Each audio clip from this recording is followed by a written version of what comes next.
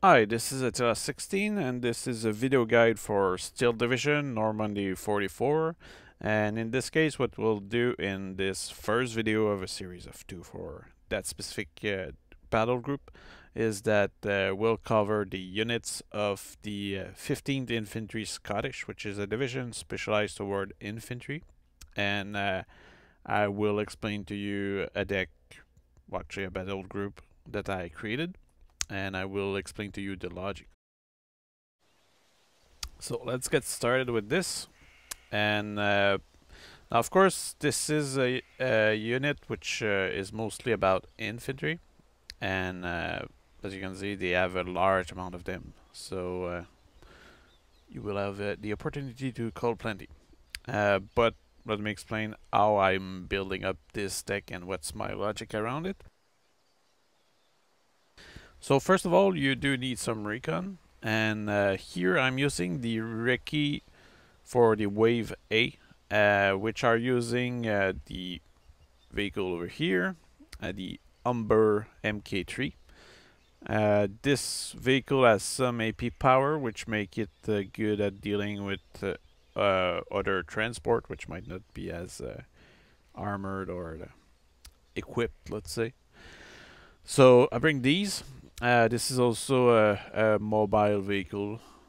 It goes at 28 to 88 kilometer an hour, so that's useful. If we compare this with this one goes, the MMG carrier goes at 25 and 70 kilometer an hour, so clearly a bit faster, which can give you an edge.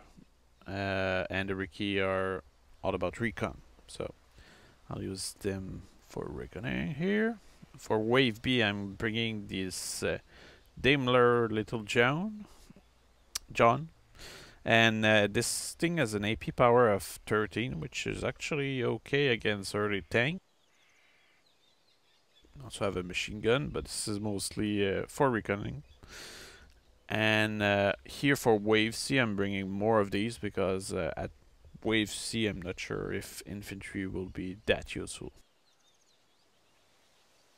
Especially since I have a deck, well, this is a division which is specialized in infantry, so I'll have plenty of infantry, as you can see here. So this is the infantry tab, and I'm bringing for Wave A some bend group, and this will allow me to secure against other infantry buildings, and hopefully quickly at the beginning. Sadly, this division doesn't seem to have any. Well, you have some carrier here, and what are these?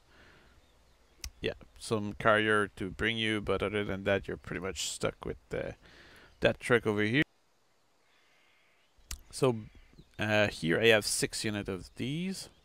Then I'll bring some Vicar. I think especially early on in the battle, you might want to bring Vicars into the buildings because they will be able to suppress the enemy at a pretty good range, especially infantry. So as you can see here, if you look at the range, 300 meter and 400 meter here, and that's for the brand group. And for the Vicar group, you have 500 meters. So this will be very useful to suppress the enemy advance. Also in Wave A, I'm bringing some rifle leader with the command carrier. And these units have the advantage of having some Piat. So that gives you an anti-tank capacity, which is important early on in mid-game, let's say. Later on, I guess not as much, but still be can still be useful. Wave B, I'm bringing some more. No, actually, here I'm bringing rifles, and 6 of them, and they have experience, so that's a bit more experience, I guess. Then I'm bringing the rifle leader, which have the advantage of having a vehicle, well, a kind of steward, which has 2 machine gun. I guess that's a proper support. Is that fast? 75 kilometer an hour on a road and 30 kilometer an hour off road. Well, here 18 kilometer off-road, 80 kilometer on-road. So the rifle leader ends up being a bit more mobile off-road than the Bedford transported troops. And here I'm bringing at Wave C some additional rifles. Is there any better choice actually? No, actually for Wave C you don't really have the capacity to bring more leader, for example.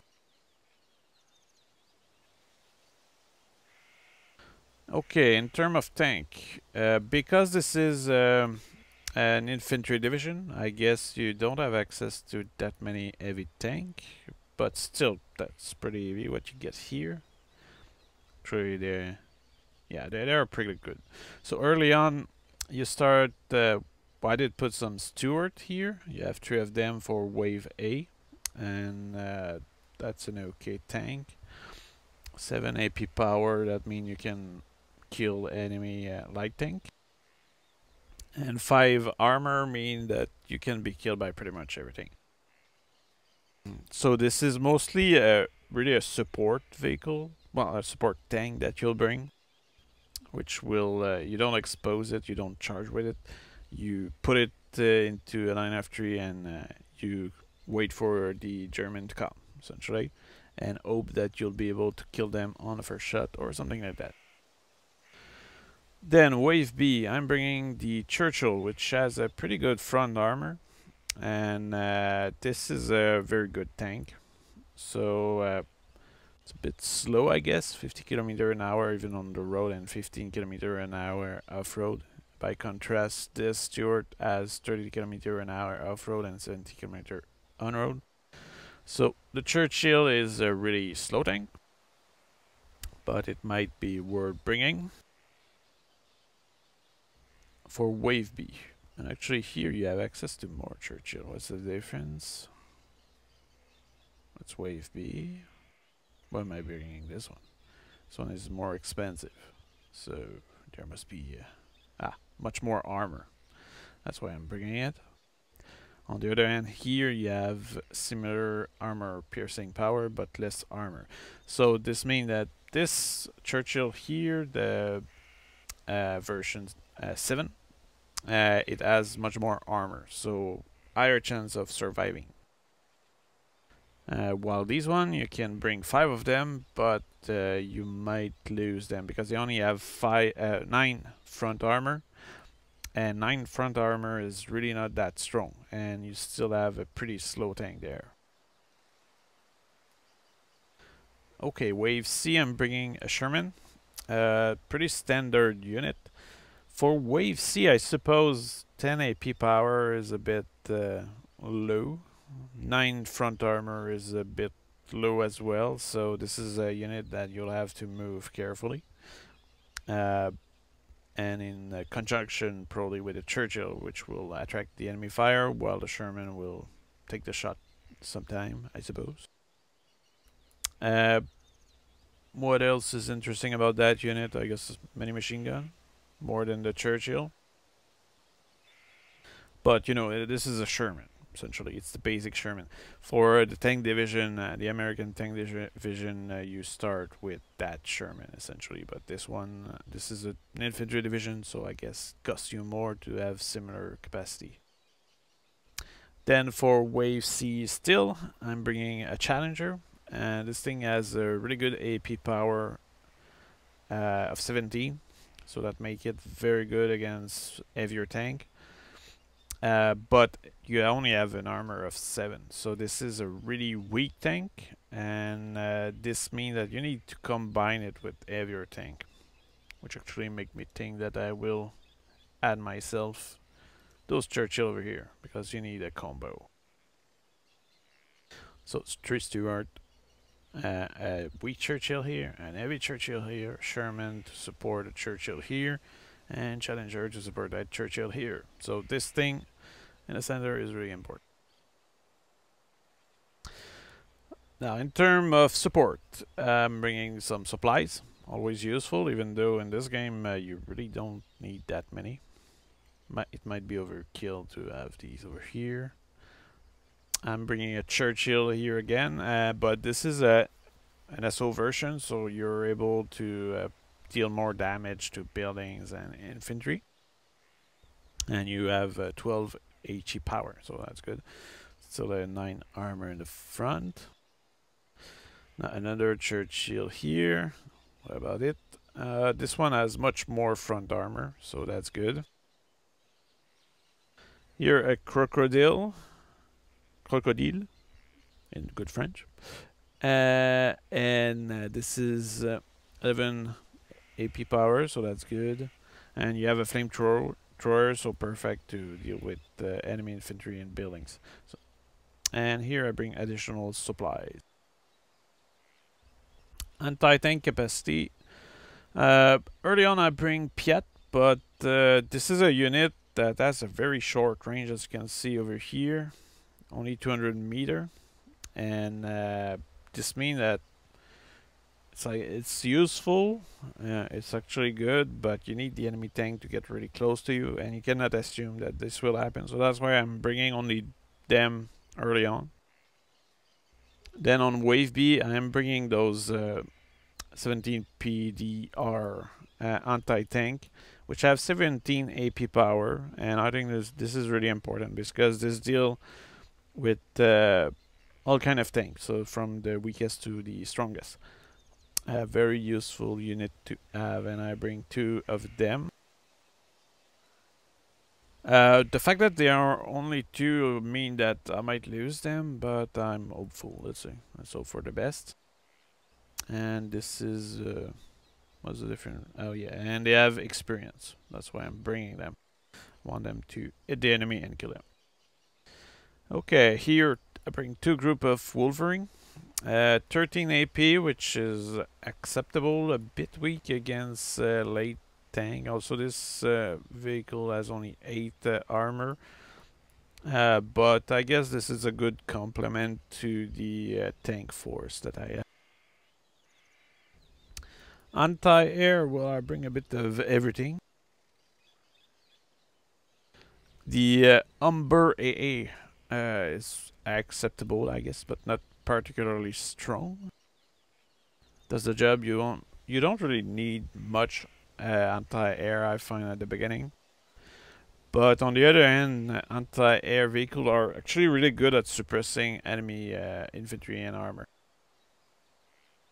So that can be a good moral unit to have. Then I'm bringing a static one. Because what's the main difference actually? Let's see. 800. Well, I guess you have cargo space, heavy, because you have more ammo perhaps. But anyway, it's good to bring a bit of everything. Now, I guess a disadvantage of a static anti-air like this is that you might be subject to artillery fire. So you might not want that.